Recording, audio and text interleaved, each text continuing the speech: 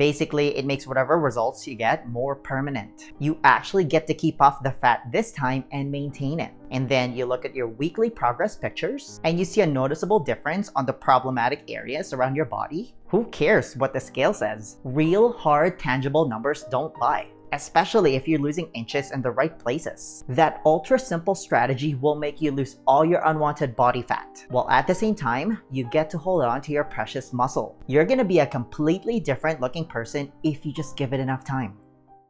In this video, I'm gonna show you the best fat loss strategy that you can adapt to finally get long-term sustainable results. Because I believe that we actually don't have a weight loss problem. Everyone's lost weight before. We have a weight regain problem. People can't sustain their initial results. So I'm going to show you how to get out of the yo-yo dieting and weight loss and regain roller coaster ride once and for all. These are the exact same tips that I give to all my coaching clients, and they've all gone to see some amazing results. So you know it works. And if you want to work with me, you can book a free consultation by clicking on the link somewhere at the top here or in the description below. Before we get started, don't forget to give this video a like, subscribe to my channel, and hit the bell to get notified every time I post a new video every week. It really helps support my channel.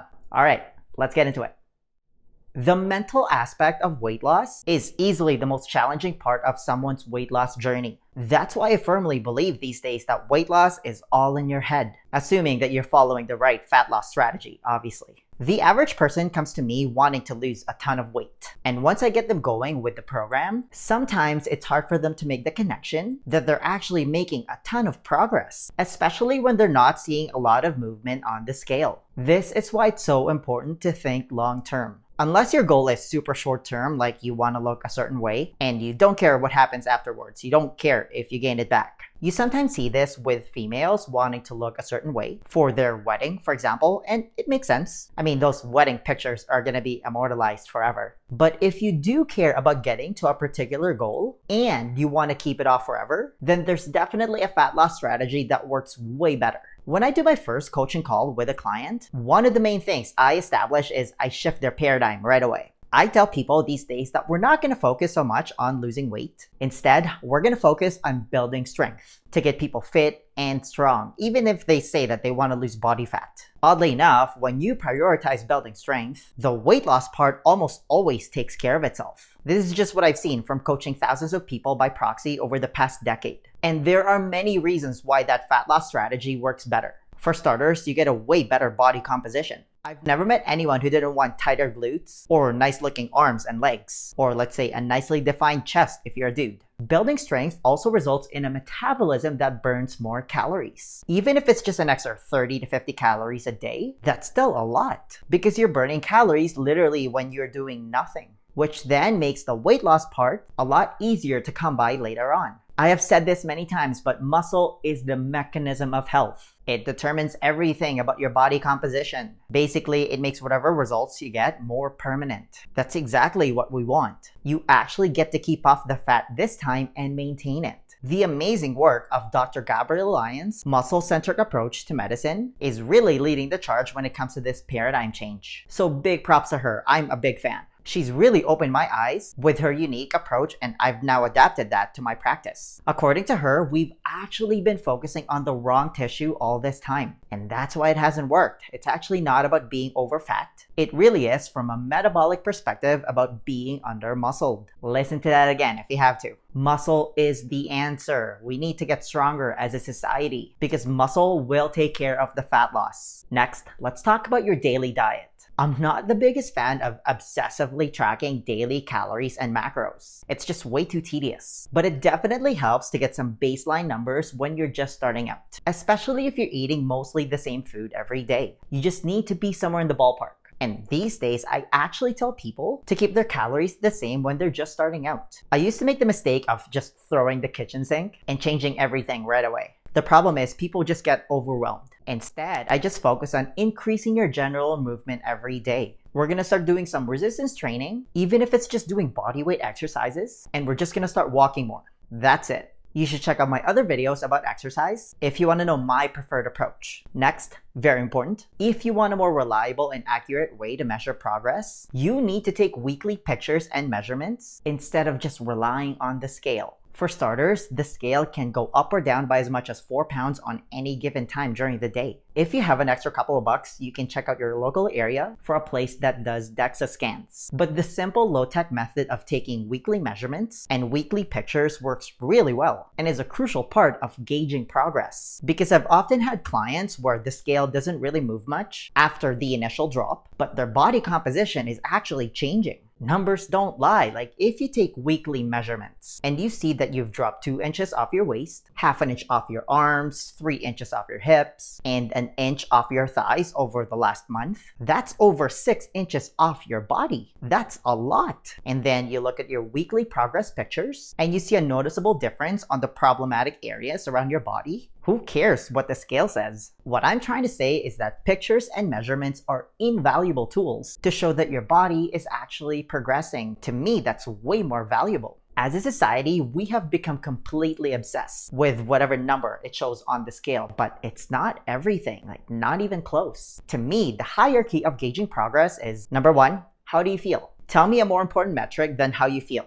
I'll wait. Number 2, measurements. Real, hard, tangible numbers don't lie, especially if you're losing inches in the right places. Number 3, pictures. You could weigh exactly the same, but if you've lowered your body fat percentage, you're gonna look drastically different because you're leaner. Muscle takes up something like a third less space than fat. That's how you get that tight and toned look. Number 4, non-scale victories. Do you have chronic pain in your body that's now gone because you've made the proper lifestyle changes and now you can operate your days pain-free? You can't put a dollar amount on that feeling. Or now maybe you could lift weights that you never thought you could. You're a more functional human being, which is so important when it comes to having quality of life as we age. You don't want to end up in a nursing home because you can't take care of yourself. Because the higher the muscle mass, the better the protection against all-cause mortality. And I hate to go off on this tangent, but this is why telling the aging population to eat less meat because of this growing plant-based narrative is one of the worst pieces of advice you could ever give to the elderly. Because you're taking away the highest quality and most bioavailable source of protein. I'm talking specifically about the essential amino acids. You're taking that away from their diet. Those are hard facts that can't be disputed. Plant protein and animal protein are not the same, like not even close. And anybody who argues otherwise does not know what they're talking about. There's a lot of charlatans out there, constantly trying to push their hidden agenda. And our last metric is whatever number it says on the scale. It comes dead last in the hierarchy of measuring progress. Are you starting to see the bigger picture here? That's why it's so important to have the right expectations and to think long term. Think about it this way. Let's say you're building a house. You can technically build one in maybe a few months, but you're probably gonna have to skip on building a proper foundation because that takes the longest. You gotta break ground, pour concrete, let that concrete settle, lay out some beams, and all the other stuff that ensures a solid base for the house. You can also probably just buy a house from IKEA and slap it together and call it a day. That house is probably not gonna last very long. It's gonna fall apart sooner than later. It's nothing but a house of cards. But if you take the time to build the house properly, you lay out the proper foundation brick by brick, that house is gonna last you for a long time. If you take care of it and do proper maintenance, it could last you a lifetime. It's the exact same thing with your fat loss strategy. Like if your goal is to just lose weight and you don't care about anything else, it's super easy. Just do cardio until your legs are about to fall off and then do it again the next day. And then combine that with a crash diet, a juice cleanse, or a tea detox. Cut your calories by 500 or 1,000 calories. And voila, weight loss. I mean, you could technically cut off one of your limbs and claim that you've lost weight, but you're gonna be in a bad place sooner than later, and it ain't pretty. This is when you start fluctuating in body weight, and then you feel tired, you have no energy, and you're hungry all the time. And worse, to maintain whatever you've lost is going to be all but impossible. You have to keep cutting calories. I've had coaching clients come into my program and they're just eating 1,000 calories. Their metabolism and hormones are completely tanked because of it, and they're not losing weight. I've also had new clients previously work with the nutritionist and they were just eating 1,500 calories at 240 pounds. I was like, what? That's no way to live. If that's you right now, you should ask for your money back. And again, if you're interested in working with me, You can book a free consultation by checking out the link somewhere at the top here or in the description below. The worst part about that calorie cutting crash diet strategy is you're most likely gonna lose muscle in the process, which is the reverse of what we're trying to accomplish. Because muscle is a very energy expensive tissue to build and maintain, and your body will sacrifice it because you're not eating enough. The ugly adaptation by doing too much cardio, for example, is the loss of muscle mass. Cardio is catabolic. That's why you see a lot of runners with that all too familiar skinny fat, pear-shaped body look. And bless their heart, but if you look at the starting line of any marathon, it's not uncommon to see overweight individuals, which makes no sense. These people presumably trained hundreds of hours to get ready for a 42-kilometer race. And I have no idea why you would want to do that to begin with, but they're still sporting excess body fat. If we take the eat less and move more strategy in the most literal definition, these marathoners should have zero body fat. What I'm trying to say is that's a bad return on their investment. And if you combine that ineffective exercise strategy with just cutting calories, a lot of the weight you lose is muscle. Some studies show that if you just cut calories, or if you cut calories and just do cardio with no resistance training, which is what a lot of people do, as much as half of the weight you lose is muscle. That puts you in a bad spot long term. That's one of the biggest reasons why the people that follow that strategy have a slower metabolism, their hormones are messed up, and they can't lose weight on 1,000 calories. But if you do it properly and you don't severely cut calories, instead, you just focus on cutting out the ultra-processed foods and replacing it with more animal protein, and I made a deep dive video about that exact strategy recently, the results are gonna be night and day. For example, ditch the fake orange juice, toast with jam, oatmeal, or cereal for breakfast, and instead replace it with an extra egg or two if you're already having some eggs and bacon. Making that switch will make you more satiated, and you get to skip the blood sugar crash that's almost guaranteed to happen after just a couple of hours from that high sugar and seed oil laced breakfast. I used to work at an office, and I always saw my coworkers go for their Starbucks coffee break mid-morning without fail because they're already crashing. They look like zombies. But just start with that simple dietary strategy. Less ultra-processed foods and more animal protein. This does not have to be complicated. It evens out as well in terms of your budget because you're virtually eliminating snacking.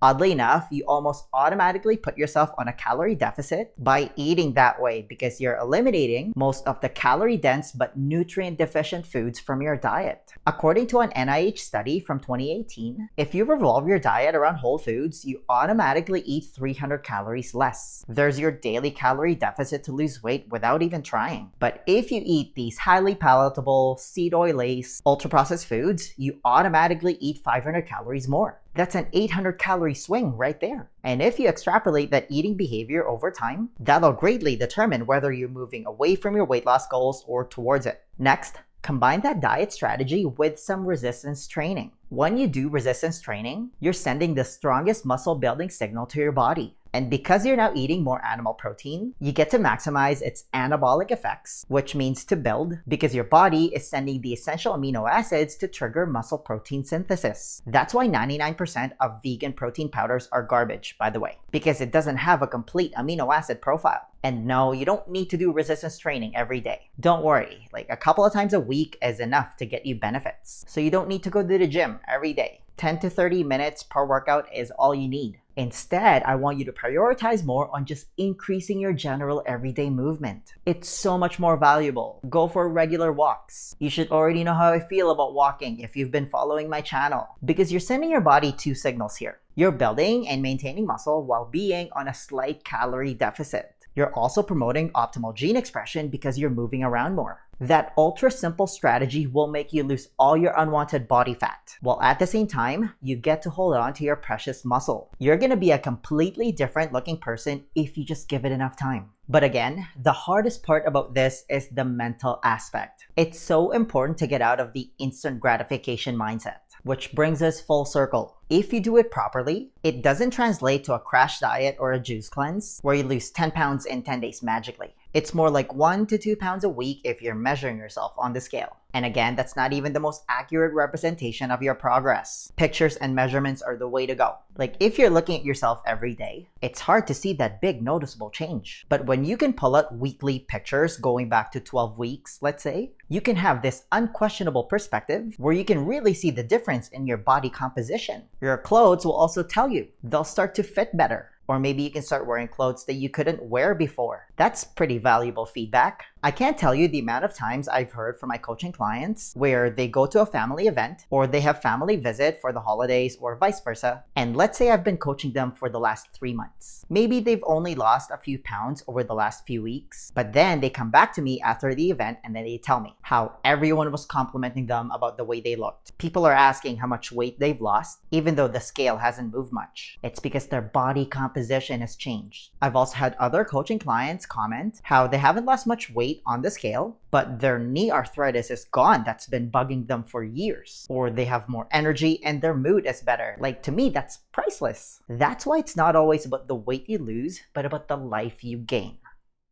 Now, if you're someone who's been struggling losing weight for years, you've tried every diet under the sun, you've cut the fat, you've gone on a calorie deficit diet, you work out every day, but you just can't seem to lose the weight, or maybe you're feeling stuck because you've hit a weight loss plateau and you can't seem to get out of it, you can't find answers, and you realize that it's time to get one-on-one professional help, then feel free to reach out to me. Just head on over to my website, newbiefitnessacademy.com/coaching, read through the page and the success stories, and fill out the application form for a free consultation. If I think that we're a good fit, then I'll personally reach out to you directly. Now, if you enjoyed this video, then please give it a thumbs up and share it with your friends. Please subscribe to my channel if you haven't already. I post a new video every week, and feel free to leave a comment below if you have any questions about this video. Thanks so much for watching, and I'll see you in the next video. Virtual high five.